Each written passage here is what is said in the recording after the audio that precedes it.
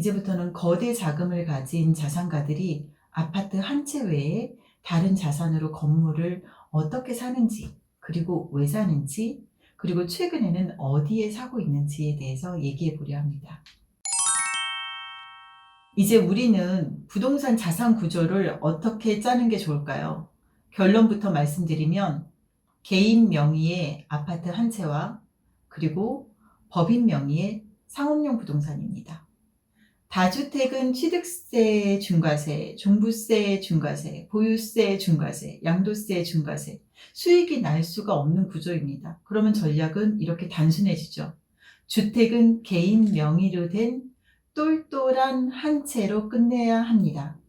그게 주로 아파트 한 채가 되겠죠. 그러면 자산을 늘리는 영역은 어디냐? 바로 보시는 바와 같이 법인 명의의 중소형 빌딩입니다. 바로 상업용 부동산으로 자산들이 이동을 하고, 그리고 개인 명의가 아니라 법인 명의의 상업용 부동산을 매입을 하게 됩니다. 이렇게 상업용 부동산은 가업 승계에서 매우 중요한 부분을 차지하고 있습니다.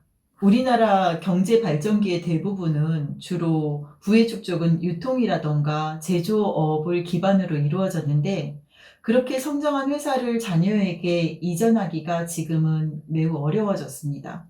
이유는 가업 승계를 위한 세금 이슈보다도, 세금도 있죠 물론, 그런데 급변하는 경제 환경에서 발맞춰서 가업을 승계한다는 게 상당히 어렵습니다. 예전만큼 성장하기도 힘들고, 그래서 가업을 물려주기보다는 빌딩이라는 월세가 나오는 자산으로 물려줘서 자연스럽게 부가 자녀에게 이전되게 하는 구조를 짜는 것입니다. 이때 자녀 이름으로 건물을 매수하는 것보다는 가족법인을 설립해서 지분을 안배해서 대출을 받고 매수하는 것이 가장 이상적인 구도로 짤 수 있습니다. 상업용 부동산은 매수하기 전에 이미 개인과 법인 중 어떻게 짜느냐에 따라서 세후에 가져가는 이익이 달라지게 되는데요. 세금을 한번 비교해 보도록 하겠습니다. 왜 상업용 부동산을 살 때 굳이 개인 명의로 안 사고 법인 명의로 사는지를 세금을 비교해 보면 그에 대한 답이 나오니까 한번 보도록 할게요. 먼저 보유하는 기간 동안 건물에서 임대소득이 발생할 경우에 세금을 비교해 보겠습니다. 개인 명의로 임대소득이 발생하면 과표 구간별로는 다르겠지만 최고 세율 45%까지 종합소득세를 납부하게 됩니다. 그러나 법인의 경우에는 또 법인세율을 적용을 받게 되겠죠. 예를 한번 들어보면 연간 1억 5천만 원의 임대소득이 있을 경우에 개인은 1,544만 원 공제를 받긴 하지만 35%의 종합소득세가 부과됩니다. 반면 법인은 법인세율을 적용을 받는데 2억 원 이하일 경우에는 10%의 법인세율을 납부하게 됩니다. 그러면 이렇게 봤을 때 같은 수익이 나도 남는 돈은 전혀 다르잖아요. 더더군다나 개인이 종합소득세율을 적용을 받게 된다고 하면 이런 소득세에 관련된 것보다도 더 무서운 게 있어요. 바로 의료보험료가 최대 금액이 나올 수도 있다는 부분은 숨겨진 진실이죠. 예, 물론 법인세를 내고서 개인이 다시 이것을 인출을 할 땐 또다시 배당세를 내지 않나요?는 이중으로 내게 되는데, 이렇게 내나 저렇게 내나 거의 비슷한 거 아닐까요? 라는 질문을 가끔 받는데, 여러분 법인 같은 경우에는 물론 자금을 일시에 내가 배당 소득으로 빼낼 때는 배당세를 내야 됩니다. 그렇게 되면 종합소득세를 내는 것과 별반 다를 바는 없어요. 하지만 종합소득세는 그 해에 일시에 부과된다라고 하는 반면 법인세는 법인이 이익을 이월할 수도 있잖아요. 그리고 찾아가는 배당 구간을 적절하게 안배를 해서 가져갈 수가 있기 때문에 실제적으로 개인이 법인에 있는 자금은 개인이 빼내갈 때 세율이 낮은 구간들을 찾아서 안배를 해서 적정하게 배분해서 빼낼 수 있다는 장점이 있습니다. 그리고 또 다른 장점은 물론 부동산 법인 같은 경우에 장기에 걸쳐서 자산을 이전한다는 목적으로 운영되잖아요. 바로 그 목적으로 부동산 법인을 설립을 했기 때문에 장기 보유가 필수인 부동산의 성격하고도 굉장히 잘 들어맞습니다. 그러면 전체적으로 한번 정리를 하면 주택 외의 부동산 세율을 한번 살펴볼게요. 세율을 개인하고 법인으로 구분을 했을 때 취득세는 개인하고 법인이 별반 차이는 없어요. 물론 과밀업체 권역 내에서 5년 이내 법인이 부동산을 취득을 할 때는 물론 9.4% 지방세 포함입니다. 9.4%의 취득세율을 적용을 받지만 이 부분은 다른 영상에서도 이미 많이 설명을 했었고 이 부분은 논외로 하겠습니다. 여러 가지 방법으로 지금 다들 방향을 우회해서 4.6%를 적용받고 계시죠. 그런데 소득세는 아까 말씀드린 것처럼 구간 자체가 법인 소득세율과 개인의 종합소득세율은 완전히 다릅니다. 그래서 실제적으로 같은 소득이 생긴다라고 하더라도 서로 다른 이익이 발생을 하게 되니 이 부분은 유의해서 볼 필요가 있고요. 그리고 더 극명하게 수익이 갈리는 곳은 바로 이 구간입니다. 매수할 때는 양도세까지는 미리 계산을 안 해봤었어요. 과거에는 지금 부동산 등기부를 떼보면 대부분은 개인 소유로 되어 있는 것들이 많습니다. 과거에는 부동산을 사는데 굳이 법인으로 산다라는 생각을 못했어요. 그런데 60대, 70대 오랫동안 보유하고 계시던 그 분들이 자산가들이 부동산을 팔려고 보니까 개인이 내야 되는 세금이 거의 절반이더라. 이제서야 양도세가 얼마나 무서운지 깨닫게 된 거죠. 그래서 지금은 다시 한번 매수 들어갈 때부터 팔 때 세금이 얼마냐를 미리 엑식 구조를 짜고 들어갑니다. 그러다 보니 법인으로 들어가는 선택을 하게 된 거고요. 이 표에서 보시다시피 개인은 양도세가 49.5%가 최고 구간이라고 한다면 법인은 최고 구간 자체가 달라요. 27.5%입니다.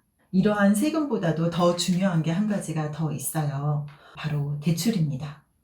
개인은 DSR에 묶여서 아무리 좋은 물건을 봐도 대출이 막히면 끝이에요. 하지만 법인은 얘기가 다릅니다. 건물의 수익성이라던가, 즉 RTI를 기준으로 대출을 평가를 하게 되는데요. 상업용 부동산은 법인이라는 그릇을 만들어서 바로 이게 가능하다라는 장점이 있습니다. 그래서 대출을 잘 받기 위해서라도 상업용 부동산은 법인이라는 그릇이 반드시 필요합니다. 이제 은퇴를 앞두고 있거나 그리고 젊은 세대 30대, 40대인데도 자산가들 굉장히 많습니다. 자산을 자녀에게, 어린 자녀에게 장기적으로 절세를 하면서 이전할 계획이 있는 경우에는 가장 이상적인 구도를 정리해 드리도록 하겠습니다. 제가 실제 컨설팅에서 가장 많이 쓰는 3단계 구조인데요. 첫 번째, 비우량 자산을 정리를 하고 그리고 가장 똘똘한 한 채로 압축을 합니다. 세금 때문에 그렇죠. 앞에서 설명드렸고 그리고 두 번째로는 다음에 가족법인을 설립을 합니다. 이때 지분 구조가 굉장히 중요한데요. 월세로 커버할 수 있는 수준의 대출을 풀로 받으시고 실제 투입하는 금액에서는 일부는 좀 증여세를 내시고 지분을 배분을 해주는 게 좋습니다. 그리고 초기에 내는 증여세가 나중에는 매각 차익이 커진 후에 내는 증여세보다는 훨씬 작기 때문에 지금 증여세를 일부라도 내고 그리고 주식으로 증여를 하는 게 유리합니다. 이 증여세를 최소화하기 위해서 감당할 수 있는 수준 내에서 일부러 대출을 최대치로 받기도 합니다. 물론 자녀가 자금을 증빙할 수 있도록 준비가 되어 있으면 굳이 증여세를 내고 지분을 증여할 필요는 없으니까 자녀의 소득을 미리미리 증빙을 해서 지분을 받을 수 있는 구조를 만들어 놓으면 가장 좋겠죠. 그런 경우가 가장 좋은 사례가 되겠습니다. 그리고 세 번째, 서울 핵심지, 여기입니다. 서울 안에서도 핵심지의 상업용 부동산을 매입을 하게 됩니다. 법인 명의로 매입을 하는 이유 중에 하나도 대출을 받기 위해서라고 했잖아요. 그런데 대출을 많이 받아야 되는 경우에 대출이 안 나올 수도 있어요. 어중간한 매출이나 어중간한 수익이 발생을 한 법인이라고 한다면 오히려 신설 법인이 필요할 수도 있습니다. 물론 아까 말씀드린 대로 과밀 업체 권역 내에 있는 부동산을 설립한 지 5년 이내에 신설 법인이 취득할 경우에는 취득세가 9.8%라는 중과세가 매겨질 수도 있어요. 그런 페널티가 있지만 풀어가는 방법도 있습니다. 하지만 이 영상에서는 취지에 안 맞으니까 다음에 이 부분은 좀 설명을 하도록 하고요. 이렇게 1, 2, 3로 짰던 이 구조의 장점은 명확합니다. 현금 흐름은 내가 관리하고 미래 가치는 자녀에게 이전할 수 있다는 부분이에요. 이렇게 토지랑 건물을 따로따로, 또 대지는 법인이 가져가고, 그리고 건물을 새로 신축을 하거나 리모델링을 할 때 지상권은 또 자녀가 가지고 들어가는 경우들도 있어요. 그래서 이원화하는 방법들도 있습니다. 이럴 경우에는 지대를 받게 되니까 현금 흐름은 부모가 가지고 가서 관리를 하게 되고, 그리고 인제 당연히 가격이 오르겠죠. 미래 가치는 자녀에게 이전할 수 있다라는 그런 장점이 있어서 이러한 부분들은 구도를 어떻게 짜느냐에 따라서 가족법인은 충분히 활용할 수 있는 범위가 굉장히 넓습니다. 그래서 부동산을 증여하는 게 아니라 이렇게 법인의 주식을 증여하는 구조로 짜는 것이 상업용 부동산 투자의 가장 핵심이라고 하겠습니다. 이게 바로 요즘 자산가 분들이 선택하는 가장 현실적인 승계 방식이에요.